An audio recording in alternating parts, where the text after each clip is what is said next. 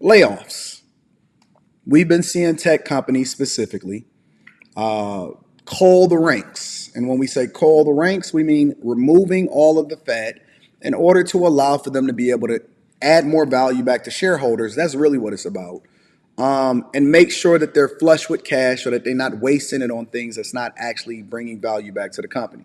So the 31 masseuses that was laid off over at Google, Elon Musk came in, had 7,500 people, and this has been since the beginning of time, since Twitter has really been in existence.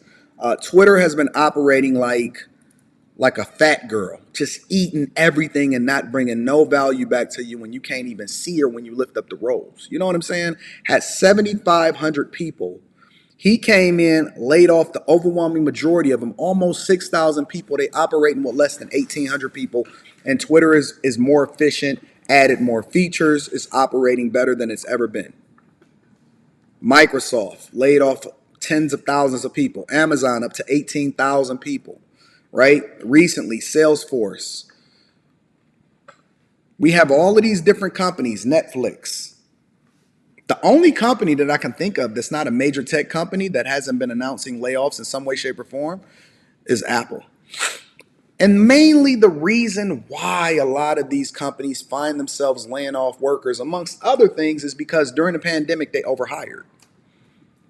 They overhired because for whatever reason, they had this thing in their mind and that nobody was ever going to go back to work, that we wasn't going to have to go back into the offices, and several different reasons. But they overhired because the government was giving out free money and they thought that they were going to have to compete for workers, when the reality was that they didn't need all of the extras, all of the things that was happening in the 2000 and the 2010s, in which you can go in and get free lunch and all of this other type of stuff.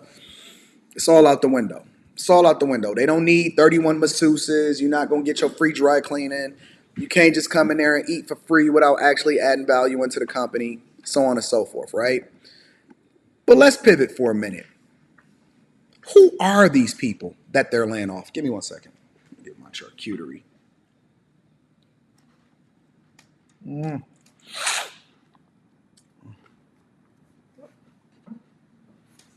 Got to get my cheese. You know, I like my cheese on one end and the other end. I like my cheese in the green and I like my cheese on my charcuterie board, all right? But when you just got all of this good deliciousness in front of me, it's no way that I'm not going to nibble off of it. But let's talk about who they laid off. What I've been seeing across my feed, and I guess it somewhat is based off of who it is that you follow within the algorithm, I've been seeing a bevy of different content creators or new YouTube channels popping up from so many different people talking about their layoff experience. Now, for somebody like me, that's 40 years old, and I've been through the 2008 recession, and I've seen what happened when the planes hit the building in September 11th. I've seen a lot of different layoffs in my lifetime. I've seen some ups, some downs, and so that's been better. That's better prepared me for what's happening today, what happened during the pandemic, all of that different things. I've lived through some ups and downs in my lifetime, but now that we live in a social media era, because when it was really hitting, when I was when I first really started coming into my early 20s, you didn't have all of this. You didn't have the social media. I'm gonna be reading super chats throughout the show. You didn't have all of the social media. You didn't have all of the YouTube popping the way that it is, but anybody can pick up a camera and talk about their experiences, right? You got TikTok, you got Instagram, you got all of these different platforms. And so I've been flooded down my timeline, and maybe it's just the people that I follow, but my algorithm has largely been flooded with different people that talks about their layoff experience. One in particular is Nicole Daily Vlog. Now, Nicole apparently has gone viral based off of A, her first documenting what her life was like working at Google, and then B, then documenting the layoff experience. So I want to share this video with you guys, right? I want to share this video with you guys, and I want to get what you think. Now, again, keep in mind what it is that we're talking about here all throughout the show, because I will be opening up the phone lines or the live stream for you to be able to jump on camera and give your opinion and your thoughts towards the end of the show. So without further ado, I'm going to go ahead and share Nicole's experience, and then you guys can give me what it is that you think about it.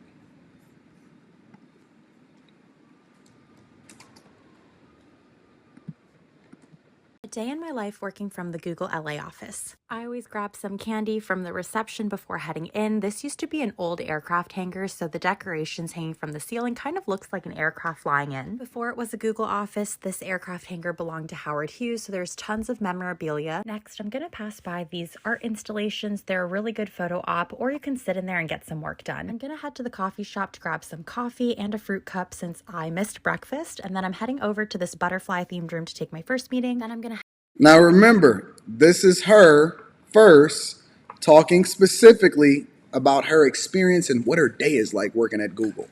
head over to the confetti room to take my next meeting. It's so sparkly and beautiful in here. I love that a lot of our rooms are themed. Then I'm gonna grab my two favorite drinks, which is this green tea and coconut water. Next, I'm gonna go upstairs and grab some lunch. They always have pizza and a variety of different vegetables and meat. The food is always really good, and of course, everything you see in the office is free. On my way out. Now, as we go through and we watch this, I know that there's a lot of people that's like, man, what would that be like to be able to go in, don't do any work whatsoever, have a great time, eat for free, go in and explore the offices, do a lot of different Instagram photos, and not really do anything. I haven't actually seen her do any work whatsoever. Now, a lot of people aren't familiar with this, but this is normal life over in Silicon Valley. We've gotten so comfortable and we've really started to embrace this environment that's more like Wall-E. I know a lot of y'all ain't familiar with Wall-E, but Wall-E is one of my favorite movies. These people feel comfortable enough to bring the camera into their workplace and show themselves to do nothing. Now, I don't really like to do the black jokes and the Asian jokes and the white jokes, but it's something that I have to point out. Every single video that I see, and maybe it's just because it's a lot of us that's not really in these tech positions or whatever, every single video that I've seen of a day in the life in, and I've watched these videos a lot. I've even done them in the past. Probably, when Leslie was real little, right? When I did the take your daughter to work day thing. All of these videos for the day in the life thing, it's so cushy. But it ain't no black people in it. Now, when I took my daughter to work, it was bring your water to work day. And I actually showed her and highlighted exactly what it is that we do on a regular basis. I took her up to the corporate offices. I took her into my space where I usually have my team and all of that other type of stuff. But one thing I will say about black people, and thank you for the super chats, I'm going to be reading those throughout the show. One thing I will say about black people is we really not interested in snitching on ourselves unless we're on a first 48. The only time that I see black people snitching on themselves, now listen, they will tell on their homeboy for a ham sandwich and a Diet Coke in order to get themselves out of jail. But they certainly will not mess up the bag by just regularly telling on themselves, not the overwhelming majority of the black people that I see. But these people is really coming in here. Now, this is before the tech layoffs. Coming in here, highlighting a day of, she spent the first 4 hours of her day, of her 8-hour day, doing nothing and having a smorgasbord of pizza and chips and drink and no peas and no vegetables on her plate. One thing I know about black people specifically is that we gonna fake it like we really doing some work. I know more black people than ordered the mouse thing that automatically moves, that makes sure that it ain't showing that you ain't there. They don't even be at home. They be at the salon getting their hair done. They be doing all kind of stuff. They got all kind of gizmos and gadgets that make sure that they can remonitor what it is that they got going on back at the house when they're working from home and all of this stuff. Black people don't really snitch on themselves. We don't do that. We continue to get the bag, and we'll do anything to protect the bag. We might not show up on time, but we sure not gonna tell you that we not showing up on time. We gonna have a homie punch us in. We gonna do a lot of different things. Wi-Fi is working back regularly. We online. We good. Do I have to switch back over? Let's give it a couple. Let's give it a couple more minutes before we switch back over into the high powered Wi-Fi. Give it a couple more minutes. All right. Let's continue, ladies and gentlemen. Out of the cafe, I ran into a doogler, which is a dog googler, and ran into some A ghosts. doogler. When they were renovating the office, there were a lot of spooky stories from the crew, so there's a whole area in the office where you can listen to them. Then I got more work done and headed over to the massage chairs to wrap up my day. Let me know what you want to see next. So that was her a day in the life of. Okay, ladies and gentlemen, let's continue. A day in my life getting laid off at Google. So I woke up to this really ominous text from my boss, and I honestly had no idea what it was going to be about. So I called her the minute I woke up and saw this, and she told me to check the news and my email. So I rushed downstairs to find out that I had lost access to basically everything. I couldn't log into my email or even check my calendar. I called my boss back, and we just sobbed over the phone because she was also finding out about my layoff for the Aww, aww. Young millennials just getting laid off for the first time, and I'm getting laid off from home. I didn't even get to get my boxes. I got to turn in my laptop. I'm getting a very, very good severance package. And I called my boss from my home. First of all, what did you think was going to happen if let this be a lesson. First, always represent yourself to be as busy as possible, to be irreplaceable.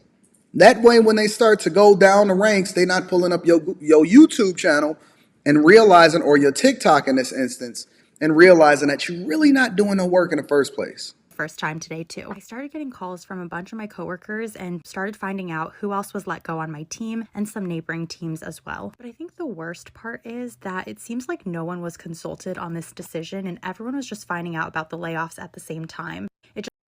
Nobody was consulted about this decision, and everybody was finding out about the layoffs at the same time. What did you think that they was going to do? You thought that they was going to consult you and get your opinion on who should be laid off and who's the most productive? All we got to do is go to your social media and figure out whether or not you're really out here living this life. It just felt like a really bad game of Russian. This hoe is recording herself crying on her TikTok. She's recording herself crying on her TikTok in order to be able to emphasize a certain thing. And there was no consistency around who was let go. It was also not performance based, so it just felt really random. Yes, it is performance based. You're not doing nothing. It just felt really random. Yo, shout out to all of my Asian Generation Zs and millennials that's just getting laid off for the first time. I'm happy for you. I'm so thankful that y'all going through the same things that we went through, because it's going to make you stronger. It's going to make you realize that nothing is promised to you. You ain't even really went through it. In 2008, oh my God, we was suffering. It was a whole gnashing of the teeth. I thought it was the end of times. I thought Jesus was about to part the clouds the way that we were suffering out here in these streets. Opened up LinkedIn, which honestly was not great for my mental health. There were so many people who were in the same boat that were both equally as shocked and blindsided, but it did help me feel a little less alone. Honestly, I spent so much of the day crying that I just felt so tired from being sad and wanted to do something that would just make me feel better. Luckily, I have an annual pass, so I headed over to Disneyland because I wanted to go eat my feelings. This chick said I headed over to Disneyland.